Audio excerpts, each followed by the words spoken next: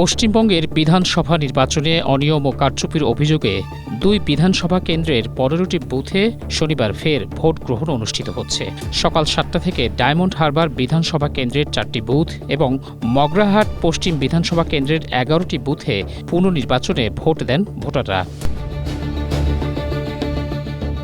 এর আগে শেষ দফায় দক্ষিণ ২৪ পরগনা থেকে একযোগে ৭৭টি বুথে পুনর্নির্বাচনের দাবি তোলা হয়। বেশিরভাগ অভিযোগই দেয়া হয় কেন্দ্রীয় ক্ষমতাসীন দল বিজেপির পক্ষ থেকে। এরই পরিপ্রেক্ষিতে নির্বাচন কমিশন অভিযোগ যাচাই বাছাই শেষে ১৫টি বুথে পুনঃভোট গ্রহণের সিদ্ধান্ত নেয়। নির্বাচন কমিশনের এমন সিদ্ধান্তকে বেশ বড় করে দেখছেন পশ্চিমবঙ্গের সচেতন মহল। তবে ব্যাপক বিতর্ক ওঠা ফলতার কয়টি বুথে পুনর্নির্বাচনের নির্দেশ দেওয়া হবে তা এখনও প্রকাশ্যে জানায়নি নির্বাচন কমিশন। এ নিয়ে শুরু হয়েছে জলঘোলা। আগামী ৪ মে সোমবার ভোট গণনা হবে। পুনঃভোট গ্রহণকে ঘিরে সংশ্লিষ্ট এলাকায় নেওয়া হয়েছে কড়া নিরাপত্তা ব্যবস্থা।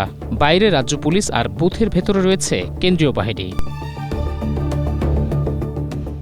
এদিকে এবারে নির্বাচনে মমতা ব্যানার্জির তৃণমূল কংগ্রেস কি চতুর্থবারের মতো ক্ষমতায় আসবে নাকি নরেন্দ্র মোদীর বিজেপি নতুন করে পশ্চিমবঙ্গের সিংহাসন দখল করবে তা নিয়ে চলছে নানা জল্পনা কল্পনা। বিভিন্ন জরিপে বিজেপি এগিয়ে থাকলেও সেসব জরিপে আস্থা নেই সাধারণ মানুষের, এমন দাবি তৃণমূলের। কারণ গত দুটি নির্বাচনেও জরিপের বিপরীত ঘটনা ঘটেছে। তাই আগামী ৪ মে ভোট গণনার পরই বলা যাবে কে হচ্ছেন পশ্চিমবঙ্গের পরবর্তী মুখ্যমন্ত্রী। Desk report, Asia post.